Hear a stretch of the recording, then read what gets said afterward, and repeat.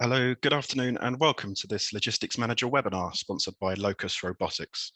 My name is Nick Bradley, and I am the editor of Logistics Manager magazine. Once again, it's great to see so many of our readers online with us this afternoon. You are all very welcome. I'm also your host for this afternoon's discussion titled The Impacts of the Logistics Supply Chain Following Brexit. Since the Brexit deal came into being on the 1st of January this year, we have been hearing about various complications, documentation, sending products across borders, increased taxes, new taxes, labour provision, labour costs, and so on. And different sectors are going to face other challenges over the course of the next 12 to 16 months as a result of new regulations that are continuously coming into place. People are quite rightly confused and concerned about the potential of double duties, and the logistics costs of moving products may also rise. There are still, almost 5 months into this, quite a few unknowns. What is clear is that the supply chain operations across the United Kingdom and the European Union are under pressure like never before. And Brexit and COVID-19 have merely exacerbated many of the challenges the industry was already facing. Within the UK and European warehouse sector, the traditional model adopted by fulfillment centres for dealing with peak periods has been the subject of much debate, even before the pandemic. Our assembled panellists today believe a more sustainable solution is required. Planning ahead has enabled some fulfillment businesses to install the automation needed to maintain productivity, even when the pandemic hit. Effective automated solutions reduce the need for armies of temporary labour during peak periods and free up the existing workforce to be redeployed where they could be of most use. Factor in the wider supply chain, automating customs processes can help to speed up the distribution of goods between the UK and the EU. With more being done in advance, there is obviously less pressure when it comes to crossing borders. Today, our participants will offer some invaluable insight into what companies can do to address these and other challenges and develop more sustainable models of operation in the new normal. Before that, though, some quick introductions to the gentlemen joining me today. Steve Morell is Senior Director of Customer Support EMEA APAC at Manhattan Associates. Steve leads the company's customer support and consulting teams across the EMEA and APAC regions and is ultimately responsible for the success of Manhattan's customers in achieving their business goals and gaining optimum return on investment from their solutions. He has more than 20 years experience deploying supply chain systems for global organizations on strategic projects across Europe, including in project consulting, software design, and management roles. Steve, do you want to unmute yourself and just tell us a little bit about Manhattan? Yeah, sure. Thanks, Nick. Yeah, so for those who haven't heard of Manhattan, we're a global supply chain solutions provider. Our pedigree, perhaps what you maybe best know us for is maybe our order management, warehouse management, and TMS solutions. We have a broader range of products across other areas of supply chain, but in a nutshell, that's Manhattan. We have a close working partnership with Locus, having been partners for at least a couple of years, and we've got a number of joint customers and implementations that we've run together in the last couple of years. Okay. Thanks, Steve. Still got that little sound issue there, but hopefully we can iron that out. Peter probably needs no introduction. He is the Chief Executive of the UK Warehousing Association. He has more than 35 years experience in international transportation and logistics and is recognised as a principal authority in global supply chain management based on his achievements at director level with some of the world's leading global logistics providers. He took the helm of the UKWA in 2015, before which he served as commercial director and head of cargo supply chain at London Gateway. Peter, do you want to tell us a little bit more about UKWA? Yeah, thanks, Nick, and good afternoon. And hopefully, the majority of the audience this afternoon is familiar with the association, but I'm sure there will be some that aren't quite so. Very quickly, we're a business-to-business trade association representing companies that have that interest in warehouse management, fulfillment, distribution, and so on. And so forth. We have about 850 corporate members, ranging from the big household names, the big multinationals, right down through quite a long tail of SMEs, smaller companies. Effectively, we operate as a voice for those members, for the industry, which takes us into government at various levels, speaking on behalf of the industry. And in addition to that, we actually don't see ourselves necessarily as a lobbying organisation. We're really more about providing that technical support to our members. and also sharing market intelligence, industry trends, sharing best practice, and so on. And hopefully I'll be able to share some of that with you this afternoon. That's great. Thank you, Peter. And last but not least, Denis Nizgoda, Vice President Europe at Locus Robotics. Denis's CV reflects a history of advancing innovative solutions into global warehouse operations. These include autonomous aerial vehicles, mobile robots, and robot piece-picking applications. Denis previously led the Global Robotics Acceleration Program at DHL. In that role, he scouted, tested, advised, and deployed the latest automation and warehouse technologies across a diverse range of industries in more than 30 countries. Denis, over to you. Thank you, Nick, and good afternoon from my side as well. Maybe just a brief introduction into Locus Robotics as well. So Locus is a mobile robotic provider helping to automate fulfillment distribution centers as well as warehousing environments. Originally, the business is out of the United States, with our international expansion having commenced into Europe about 1.5 years ago. We are currently in the process of establishing our headquarters in the Amsterdam region in the Netherlands, and have business in the UK as well as on the mainland of Europe across multiple countries, including Germany, Belgium, the Netherlands, as well as France. The solution itself overall is being deployed in order picking and replenishment environments as a collaborative solution in comparison to stationary automation in greenfield applications, but also very strongly in brownfield applicable, specifically in existing environments. And the nature of our customers is typically the contract logistics space amongst DHL and Geodis or other third-party businesses, but also we commence business directly with some of the retailers out there in the UK as well as outside of that. So looking forward to our session today. Excellent. Thank you, Denis. Just a bit of housekeeping before we begin. I'd just like to encourage the audience to ask questions throughout the debate via the Q&A box at the bottom of your screen there. Please remember to submit your name, job title, and company when you do so. I'll try to pose as many questions as possible to Denis, Peter, and Stephen in the time available. And just in case you didn't know, a recording of this webinar will be made available to view on demand from tomorrow morning via logisticsmanager.com. Okay, so let's get going. It's been widely publicised that many multinational operations have been, or indeed are already, looking to insulate themselves from the impact of Brexit and establishing smaller operations on the EU mainland to ensure continuity of supply. Relocation incentive schemes such as those operating in the Netherlands and Belgium are an obvious attraction. What impact is this likely to have on the UK, and what can be done to address this? I guess that's an opening question that you could all answer. Who's going to go first? Peter? Just got to unmute you there. Yeah, happy to take that to kick things off, Nick. Yeah, I mean this is probably the biggest threat to our UK membership. I mean, obviously less of a threat to those multinationals that I mentioned, because business that they're currently handling here in the UK that's going to transfer to the continent is probably going to stay in house. But certainly with 80% of our members being what you might call UK centric, this is a little bit of a threat. And there is a balance to this, because similarly, European manufacturers and distributors that are looking to get closer to their market in the UK are also pushing inquiries through UKWA at the moment and onto our members. So it's not just a one-way street. However, of course, with a population on our little island here of 65 or so million consumers and 350 million of them over on the continent of Europe, there is a critical mass issue. And we've got some pretty hard evidence starting to build now about this potential drift.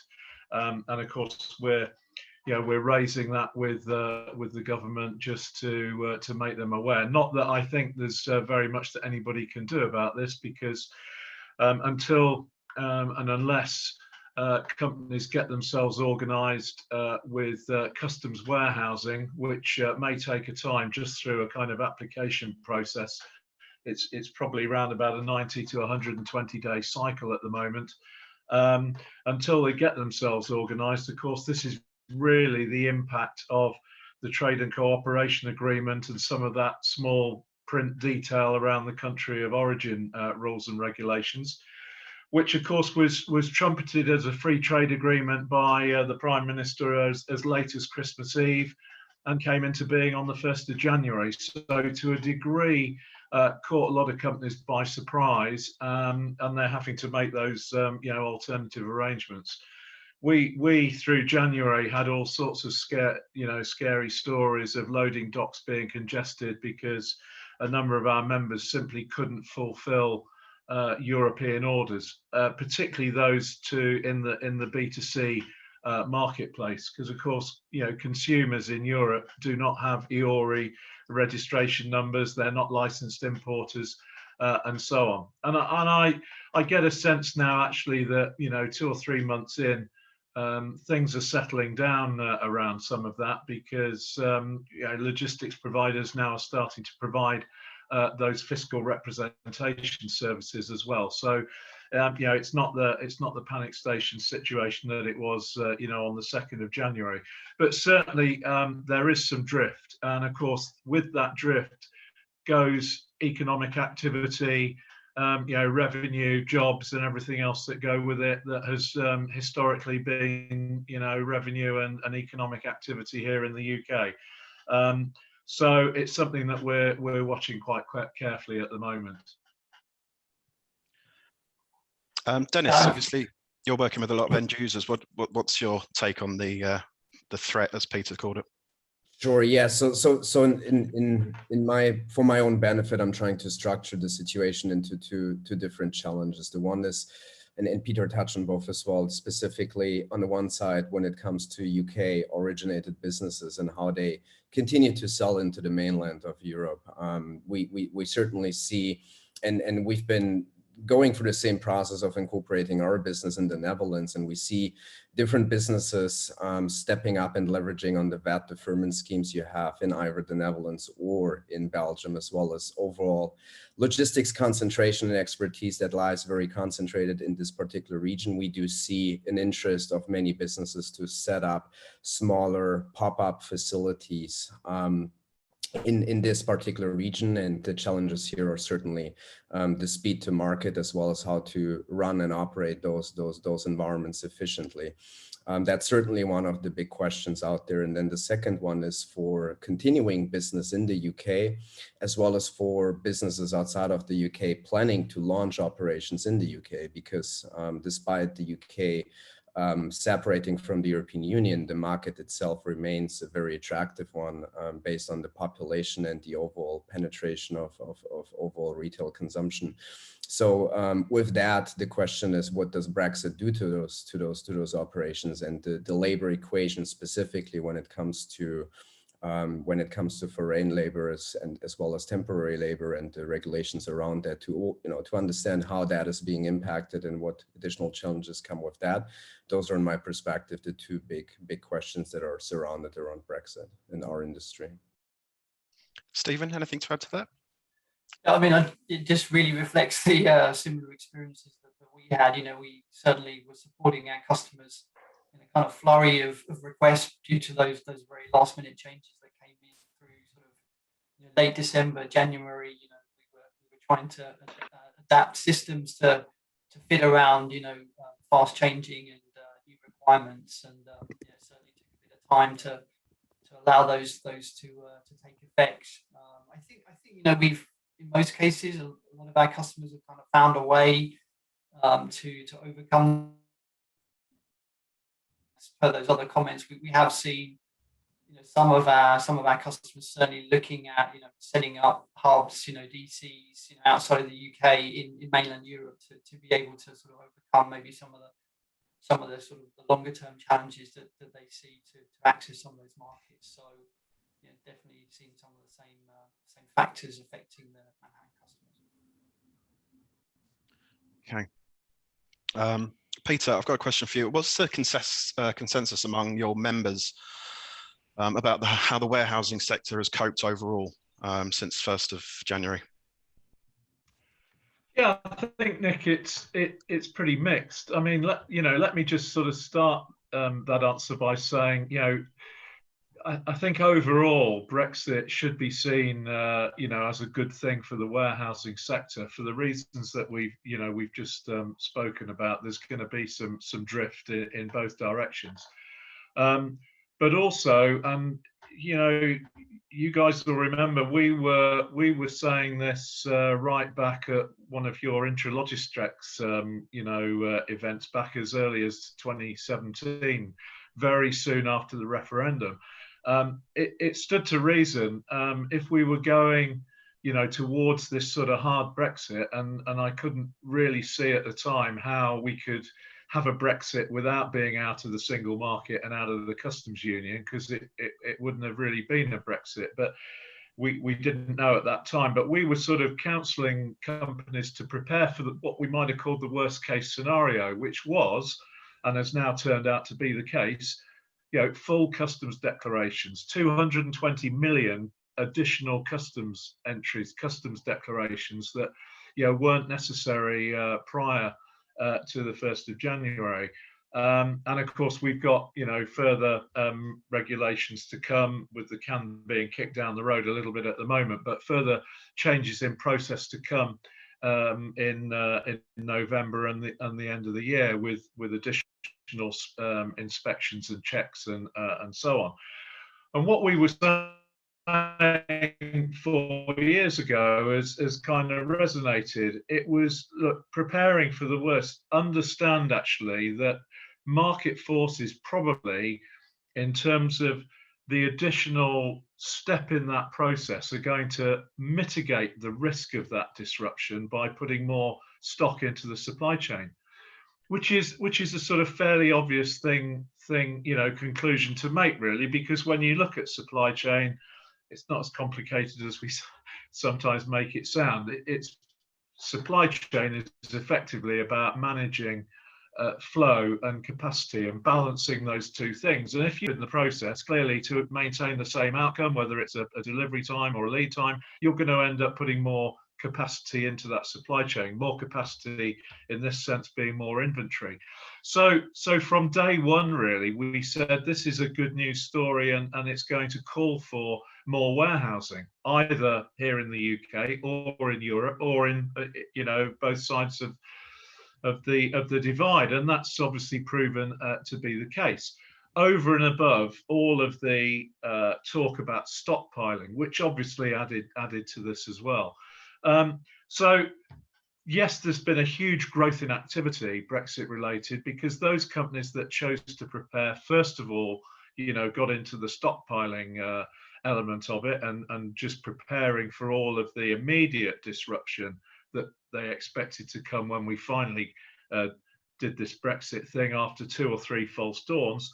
But I think, the market forces are now starting to see actually what UKWA was advising over the piece was, it stands to reason, if you don't want to take any chances and you want to keep your manufacturing line going, and you're in a just-in-time manufacturing environment, or you're a retailer or a distributor that wants the comfort of your product near to those consumers who increasingly are looking for next day delivery, you're going to have the stock pretty close, and you're not able to rely too much longer on those kind of lean and mean just-in-time supply chains that we've sort of honed over the last 25, 30 years. So everything is in the process of change and adjusting to that.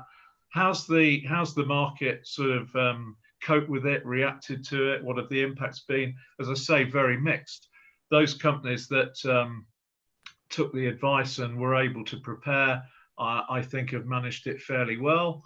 But as I say, the fact that the trade and cooperation agreement contained a lot of small print detail that people really weren't prepared for, and you can excuse those companies for not being prepared, because for the most part, over the last 12 months, they've been looking towards the end of this week, let alone the end of next month or next year, in terms of managing their business through a pandemic.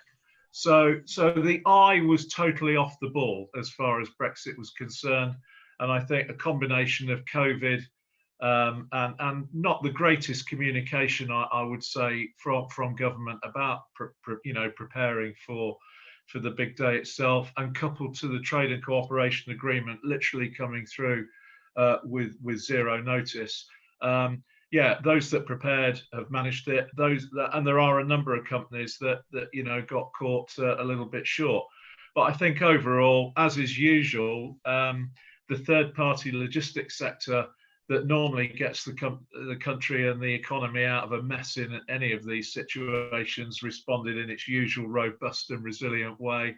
And after a few days of a few sort of delays at Dover and elsewhere, things settled down pretty quickly, and we're sort of I think trading in a kind of stable environment at the moment. I guess in terms of disruptive events, you couldn't have put two worse things together, COVID and Brexit. I mean, the industry is never going to see anything like this again. Touch wood. Of course, the other thing that's going on out there, you're absolutely right, a combination of the pandemic and Brexit. But of course, the pandemic in some way has also accelerated something that was going on pre-COVID, which is the phenomenal exponential growth of e-commerce, which has probably driven the best part of 10 years growth into a 12-month cycle for all the reasons that we know and well documented. So in many ways, the sector has been in this kind of perfect storm, e-commerce sort of blowing all the numbers that we were looking at this time last year out of the water, Brexit, pandemic, all coming together. And of course, within the pandemic, from a warehousing point of view, all of that sort of storage requirement for PPE and all of that other kind of essential that without the pandemic, we wouldn't have needed to be finding a home for. And there's still a lot of that kicking around, by the way. We perhaps keep the politics out of it, but government procurement, I mean, we've done a bit of a trawl around our members, hearing stories about 17-year supply of latex rubber gloves. And we probably reckon there's probably about 3 or 4 million pallet locations around the UK still holding substantial quantities of PPE. So yeah, it's kind of perfect storm, really. There's other countries around the world that need that now. I've got a question here from Bob Hall. Not sure where he's from. How will the pace of computerizing automation of customs paperwork processing impact the mid to long-term tech investment and warehouse capacity in the UK? I will take that to Stephen. Do you want to have a stab at that one? Not really my area, Nick. Maybe someone else can take that one. That's maybe a Peter question. Peter. Yeah, happy to, guys, but don't please. I don't want to sort of dominate this session here. Look, I think our message to our members now for a period of time has been, the industry is on a digital transformation like nothing that we've ever seen before, and again, there's a bit of a difference in messaging here between the larger members, the big guys, the multinationals that absolutely get this and are all over their systems development because they realise that, but there's also this long tail of small medium businesses out there that see this as a little bit scary, and our message is, please guys, a number of things, don't be scared by this. It doesn't have to be the huge investment cost that you might think it is. And second point is, you really do need to wake up, smell the coffee and get onto this digital journey, because if you don't, you're probably going to become an endangered species and get left behind. And I think, just pointing to up-to-date news, the G7 digital ministers meeting yesterday, where the government today have put out the statement following that meeting. There's an agreement now around the G7 that this is going to be ramped up, and it's all about supply chain, and it's all about the digitization of supply chains. And I would recommend everyone in the audience just put that in your Google search engine or what have you. The G7 digital meeting that was held yesterday, there's some great information there, but it just will give you a feel of the direction of travel on this.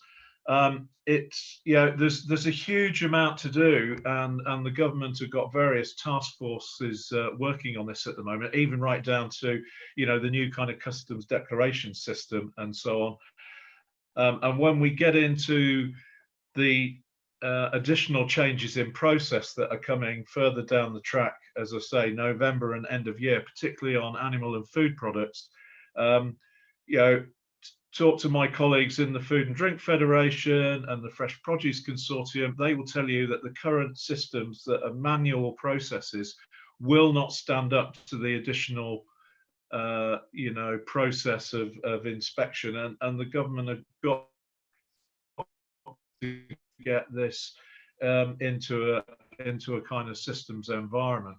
Is it going to change the call on warehousing? I don't see that being the case. I just think it's going to take away a whole load of manual process and be replaced in a much more digital, system-driven fashion, where there's going to be a much greater level of digital integration between the partners in the supply chain, between suppliers, receivers, and the intermediaries, the 3PLs, the warehouse keepers, the freight forwarders. You know, it's all about big data, and it's all about integrated data platforms that we're going to be sharing in. Yeah, and maybe just one of the trends I'd add that I have seen, certainly in terms of you know, B2C in our customer base, is investment in carrier integration. And you know, I've definitely seen a lot of the carrier integration providers have been quite agile in responding to the changes here. So certainly, you know, seeing some of those guys, you know, doing a lot of good work in this area, and our customers, I think, have got those, you know, good carrier integration requirements tied up well. They've had an easier time, you know, because they've been able to work with those providers, work with the carrier, you know, the carrier organizations to react to that. And you know, those guys have obviously had to change with the customs requirements that have changed, and update the paperwork, the labeling, all those kind of things. So I definitely see that our customers that have got a good tie into a carrier management system, a CMS, you know, they've been able to kind of weather these changes perhaps better than others. Excellent. We've got a couple of technology questions. Obviously, the boom that we've seen in e-commerce over the past 12, 14 months, it's just accelerated, you know, the shift in advances in the warehouse. Got a couple of questions here.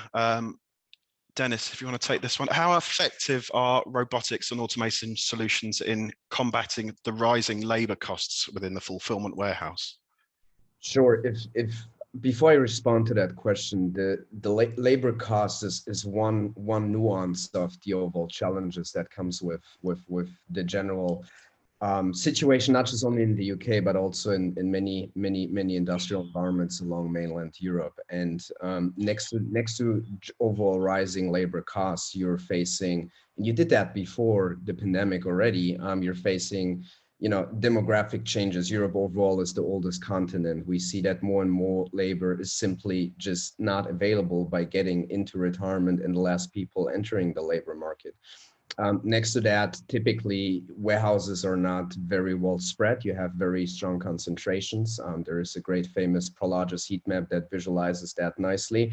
And the situation of that is that specifically labor utilized for warehouses is all concentrated in one particular geographical environment. So you have a lot of competition around the same labor for multiple warehouse environments.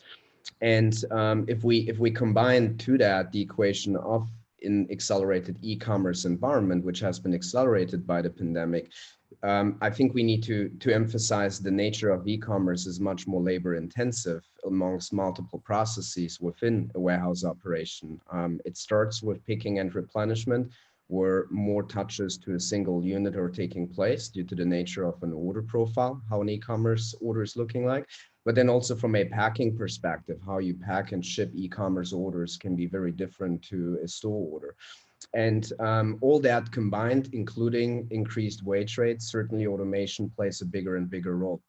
And I think related to automation, we need to emphasize that automation is a long-term existence in our environment, where you typically refer to stationary automation, where you see heavy installations fully automated that typically are operating in an environment that can justify the longer term paybacks, because you are typically seeing very high capital investments into those.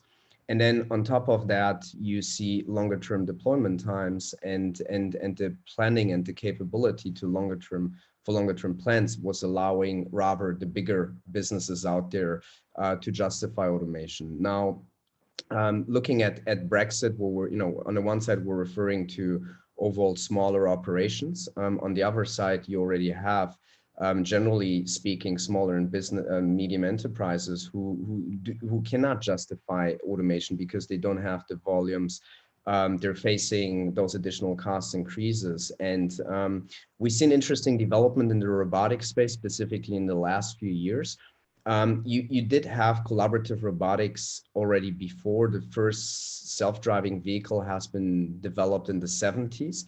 However, what's from a technical point of view worthwhile to touch on for a second here is that the existing computing capacity by that time didn't allow for a system to turn the data points that it has gathered into actionable motion in real time.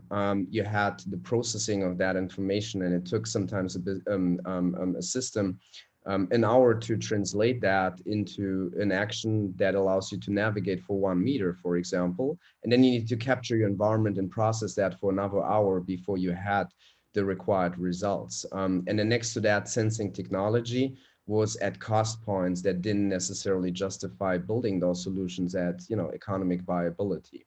Amongst other things, all that comes together now.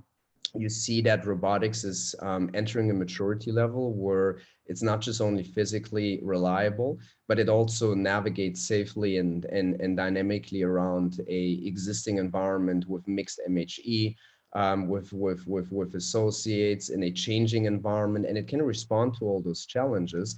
And it comes at viable cost due to lowering sensing technology, facilitated programming, and facilitated deployment of those systems. And at the very end, automation in most cases is meant to increase performance in terms of productivity as well as accuracy. And robotics at the very end is helping with that. So increasing productivity allows you to be less dependent on a certain amount of labor in that particular work stream. However, due to the demographic and the other challenges that I've mentioned, I have not seen one business that is looking to overall reduce labor, but rather to repurpose labor, because you have issues in retaining and gaining people for all kinds of different work streams that it takes in order to allow your supply chain to function. And robotics is starting to be deployed in different use cases that were not subject for automation before. And there's truly a huge universe of work streams that won't be ready for automation in the next few years. So from a labor cost perspective, to get back to the very question here, robotics can help in increasing productivity in some of the most labor intensive work streams, including picking, including replenishment. And with that allowed to reutilize workforce in other environments, but lower costs overall for those specific environments.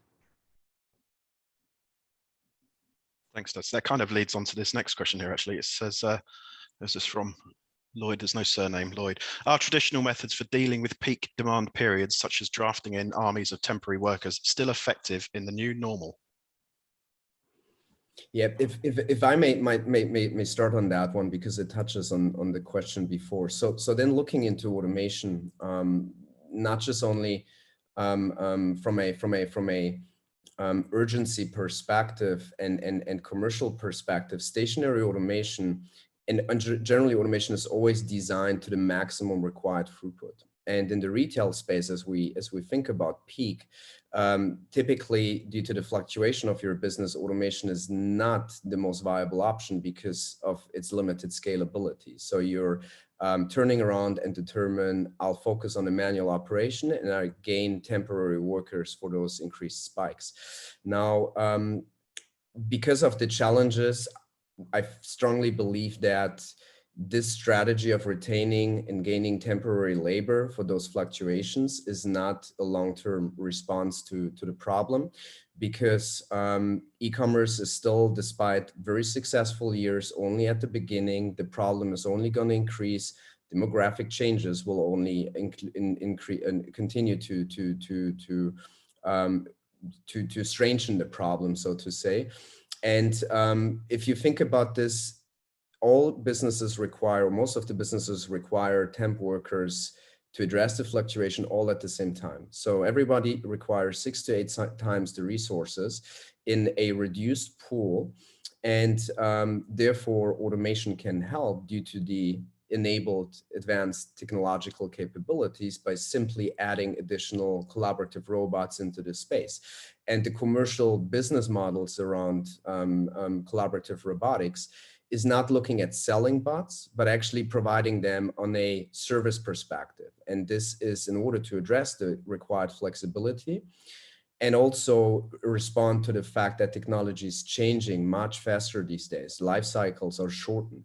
It's different when you purchase a forklift and you focus on hardware robustness. You're good to go, and you can deploy that solution for 10, 15, 20 years. But a collaborative robot today will look very much different in 3, 4, 5 years from today, due to the nature of being predominantly software driven. So with that, certainly responding to peak automation can help. Thanks, Des. Stephen, Peter, have you got anything to add to that?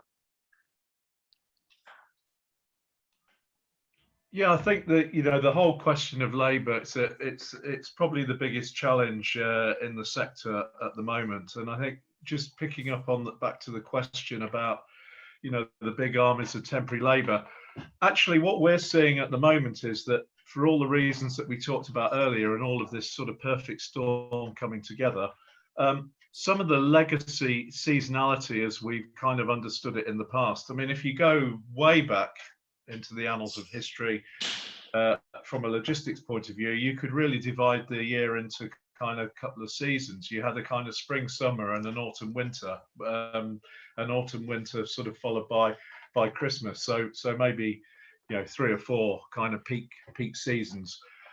What we're seeing now, because of the growth of e-commerce and all of the other trends that are going on around us, actually a lot of that seasonality is flattening out. So I'm not saying that there's less reliance on transient temporary labour, because I think people are still looking for that as a way of mitigating the risk of, you know, let's wait and see. Business might be picking up, but, you know, are we able yet to sort of convert those potential jobs into full-time employees and go with the long-term contracts and everything else? So there's still a big need out there for it, but I think some of that traditional seasonality is probably disappearing. But let's also keep in mind, I mean, I think on the whole labour versus robotics and automation thing, you know, there is a myth that we have to dispel, and that is, and I do find myself, you know, fighting this particular battle in Westminster and around certain media channels. Robotics, automation, technology is not the panacea to suddenly replace the shortage of skilled labour that we have, you know, in the sector that we represent. What we need is different skills to the skills that we had 10 years ago. The jobs are changing as we move into this more automated and digital world, but it's not reducing the number required. And of course, keep in mind that, you know, the sector is in phenomenal growth mode at the moment as well. And just coming back, without being a sort of Ramona here, but coming back to Brexit, let's also keep in mind that within 24 months of the referendum, over 2.5 million immigrant labour had left the country, and we lost 780,000 employees, full-time employees, last year alone during the pandemic. And that was just Eastern European labour that either went home at Christmas and didn't come back, or went home after the lockdown for their holidays in the summer last year and didn't come back. And that's putting intense pressure onto the sector. I mean, this is a sector that has relied very, very heavily on that Eastern European labour now for many years, several years at least. So that is a problem. But I think, this is a big issue that you could spend all afternoon talking about, because there's a kind of societal change needed here. Because if we're going to bring in through programs like the Kickstart program and apprenticeship schemes and everything else, some of that 18 to 24-year-old tech savvy youngsters that we want to get into the industry, then we're going to have to pay them a better day's pay than the industry is currently paying. It's a low margin industry. The wage levels are very suppressed, and yet the consumer still wants the logistics industry to jump through all these hoops to deliver products, in some cases same day, next day, irrespective of basket size and basket value.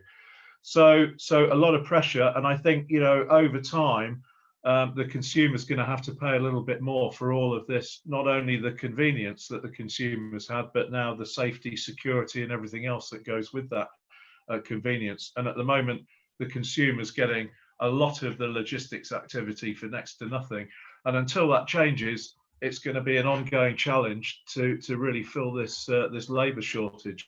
But to my mind, the automation doesn't take it away.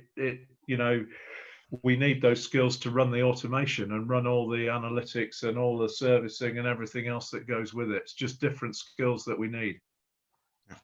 Stephen, anything else to add on skills?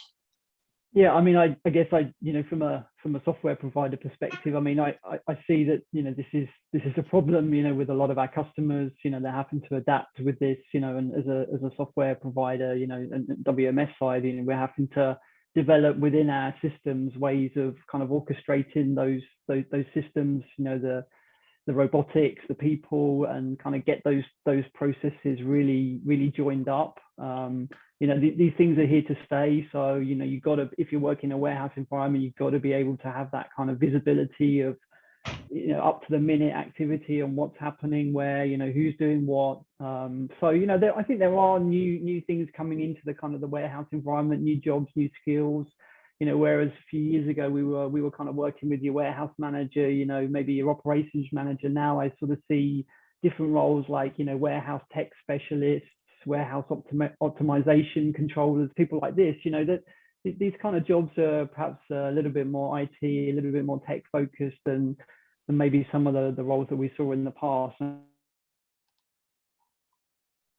Driving innovation, we're seeing kind of a lot of our customers setting up sort of innovation hubs, centers of excellence that are just looking out on their whole supply chain and saying, hey, we're taking a microscope through every part of the supply chain, and especially in the warehouse, and saying, hey, where can I save? Where are my challenges? Where am I seeing kind of this labor shortage impacting me? And where does the automation come in? Where does the MHE come in?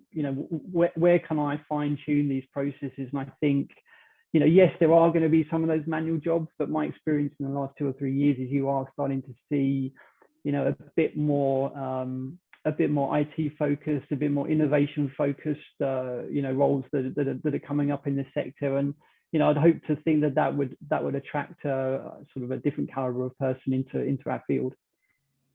Nick, if I may just add one thing to that, I think this is all spot on, and I think one of the challenges when it comes to changing skills is also to face the reality of how much capability is out there in order to be able to learn new requirements. And with that, I think a very critical success factor is increased simplicity of IT, of technology overall, of processes, of deploying and installing different technological components.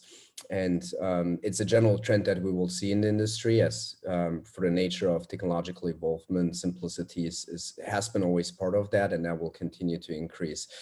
Combined with something that I personally I'm very excited about, which is teleoperation as well, where increased connectivity increased problem solving around interferences that we might still struggle with today, but really connecting everything that is unconnected empowers us to remotely do things we couldn't think of. And I think every one of us learned throughout the last 12 months suddenly how much remote work is actually feasible. You know, many of us have just finally been pushed into this. But the future of remote working starts with home officing and continues into remote teleoperating, you know, entire systems and fleets. And that is something that I'm personally very excited about. I mean, technology moves so quickly in the industry. This question is probably aimed at all three of you. Steve, you could go first. What can we expect in the warehouse sector in the short to mid-term in terms of smart solutions? I mean, there's so much kind of going on out there. I think maybe just overarching is a big shift kind of out of the sort of on-premise deployment model, you know, moving into more of a cloud-based deployment architecture. I think that what we're seeing is that enables that kind of agility. I think that speed that you need to be able to roll things out quickly. You know, you don't have time now to have sort of downtime to deploy new things now. You know, you've got to have this kind of, you know, new technology at your disposal where, you know, you need to be able to adjust to the peaks and wait months to deploy some new functionality to plug in, you know, some new integration to robotics. So I mean, that's one thing. I think, you know, machine learning, AI, you know, if you look at our side on our R&D team now, we have scientists, people developing algorithms, and you're seeing the way that kind of the picking process and all of these intensive processes I mentioned in the warehouse, you know, have to be optimized on the fly. You know, you can't afford that. You've got this kind of obsession almost with the customer fulfillment model, and you know, you've got to be able to do things really quickly. So you're seeing the whole kind of process in the warehouse change from a sort of a push model kind of paradigm shift into sort of a pull and a streaming process. So you know, from a warehouse perspective, almost in the last 2 or 3 years, the whole sort of process end to end has been, you know, fine tuned. And yeah, there's a huge amount of change that's happened, and it's still going on. So I think, you know, you've got to have that kind of ability to be nimble, and I think, you know, the cloud infrastructure is one of the key things that I'm seeing has been able to you know, to encompass that. Dennis, anything else to add to that? Sure. So I think at the very end, we're reinforcing back to understand what are the biggest pain points overall a specific organization is facing, and determining how to respond to that on a short to midterm. From a technological perspective, the landscape has never been more comprehensive than today. Stephen mentioned a couple of examples. There are many different umbrella terms out there that are shaping our current industry. However, when it comes to truly looking at short term, you need to understand, next to your biggest pain points, what's the maturity of all that out there, and what are success factors for technological enablers. And to focus on one example, machine learning, for example, at the very end, predictive systems are allowing for prediction based on data points that are mostly driven through historical data points. And we're certainly in a very changing environment. The world is constantly changing. However, the last few months were very dynamic for us. And it's a very big uncertainty out there based on how behavior will change post-pandemic, and not necessarily historical data points in those systems can you know, help with that prediction. So AI and ML overall seems to be more a midterm to long-term thing in my perspective. And in the short term, I'm truly seeing robotics as one particular work environment where you see deployed systems with numerous customer references and a strong understanding on the actual value those systems provide, that this is one of the core strategies that should be foreseen in the short term, because it can respond to flexibility and urgency. And that is what is required right now in a world of uncertainty. What about from an association perspective, Peter?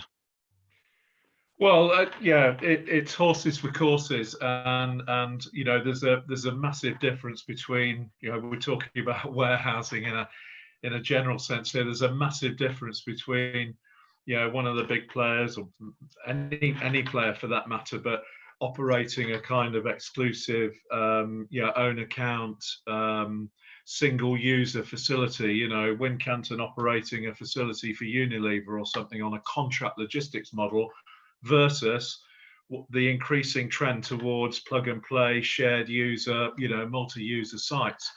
And the more complex the operation becomes, particularly when you've got multiple products, multiple customers, multiple users in a single site, the bigger the challenge comes to develop systems, technology, automation, and everything that goes with it. So it is horses for courses. But I think just taking a very general picture and picking up on a couple of points that Dennis and Stephen both made.